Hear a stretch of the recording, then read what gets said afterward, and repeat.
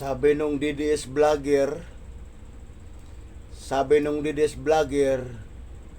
mayroon daw nakasit up na malaking rally. Mayroon daw nakasit up na malaking rally ang Iglesia ni Cristo. Yan ang sinasabi ng DDS vlogger. Kaya humanda na raw, kabahan na raw ang gobyerno. Kabahan na raw ang gobyerno, sabi nung DDS vlogger. Dahil mayroon daw nakasit up na malaking rally ang Iglesia ni Cristo. Kabahan na raw. Kabahan na raw ang gobyerno sa Iglesia ni Cristo. Ha? Ang galing. Ang galing na mga DDS vlogger, no? Ha? Yan. Tuwang-tuwa pa siya. Yan na, ito na. Ganun pa kanyang sa kanyang pagbablog. Ito na, ganito na. Humanda na, kabahan ng gobyerno. Dahil mayroong nakasit up na malaking rally ang Iglesia ni Cristo. Humanda na ang gobyerno. Ganun pa kanyang pagkasabi sa kanyang vlog. Ha? Itong DDS sa buka lang ng mga vlogger na ito. Ha? Mga hibang. Ha? Mga hibang. Wala. Ha? Hindi kayo magtagumpay. Naibagsak nyo si President Bong Marcos. Ha? Hindi kayo magtagumpay. Inutusan nyo pa yung military na bumaliktad ng suporta, bumitaw ng suporta kay President Bong Marcos. Inutusan nyo pa yung military. Sino ba kayo? Para utusan yung military? Para si Sarang ipalit? Si Sarang sila ulo, baliw, buwang? Magnanakaw, manglulusay? Walang alam? Sino ba si Sara? Ha? Proud na proud kayo kay Sara? Palagi nyo pinagyayabang si Sara? Para sa inyo. Kasi kapwa nyo buang, kapwa nyo baliw si Sara. Sino pumupuri kay Sara? Eh di yung kapwa niya baliw, yung kapwa niya buang. Dahil yun lang inabot ang utak. Gadilis ang utak eh. Alam nyo naman pag gadilis ang utak, ganyan na talagang abutin. Talagang proud na proud ka. Sa isang tao na katulad mo rin. Ha?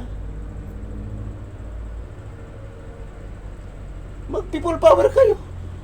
Matagal ko nang sinasabi, di ba? Mag-people power kayo, umpisahan nyo na. Puro kayo pagbabanta. Puro kayo pagbabanta. Ang gobyerno pa, pinagbabantaan ninyo. Subukan ninyo, gawin ninyo ngayon na. Ang tagal nyo naman, mag-people power. Puro kayo pagbabantaan. Nandyan na, kabahan na ha. May malaking rally, nakasit up na. Kabahan ang gobyerno. Magrarally na yung Iglesia ni Cristo. Mag-rally kayo. Ha? Puro kayo pananakot, puro kayo pagbabanta. Ha? Yan tang bayan. Ha? Wala na si Sara. Ha? Ang pinagyabang ni si Sara, wala na. Ha? Kahit anong gawin mo dyan, wala na. Si Sara Duterte ay malata na yan. Walang kwentang tao yan, walang silbi, inutil. Si Sara Duterte, ang puo ninyo si Sara Duterte ay inutil. Inutil si Sara Duterte. Walang silbi. Ha? Walang kwenta. Dahil inutil eh. Napaka-bobo, napakatanga, napakamangang.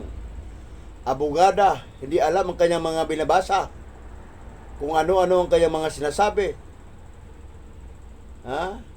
Buwa ng ina niya. Biro mo, wag daw mag-bike kasi mahal ang gasolina. Ang buwa ng ina niya. Ang bike hindi naman ginagasolinahan. Tapos pinagbawalan, wag mag-bike kasi mahal ang gasolina. O saan ka pa niyan? Talagang makikita mo may sayad ang utak nito, may tililing, may kunti. Sito-sito baliw, biro mo. Pinagbawalan niya magbisikleta ang tao dahil mahal ang gasolina. Kung matino pa naman ang pag-iisip mo, alam mo naman ang bike hindi ginagasolinahan. Tapos pinagbawalan mo gamitin ang bike kasi mahal ang gasolina. Anong connection sa bike sa gasolina? Hindi naman nangangailangan ng gasolina ang bike. Tapos pag bawalan mo, huwag magbike, buwa ka ng ina mo. Ikaw lang nakaisip ng ganon, ikaw lang nakapagsalita ng ganon. Bakit? Ang lakas kasi ng tama ng utak mo eh. Ang lakas kasi ng sayad ng ulo mo, buwa ka ng ina mo. Ganyang klaseng tao ang pinagtatanggol ng DDS. Kung ano-ano ang mga sinasabi.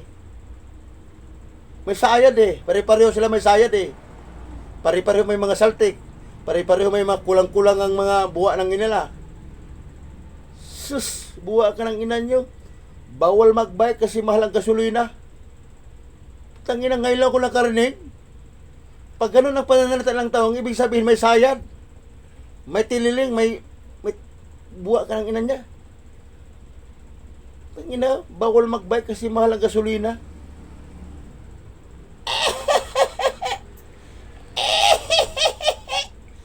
Bawal magbike kasi mahal ang gasolina. Putang ina mo.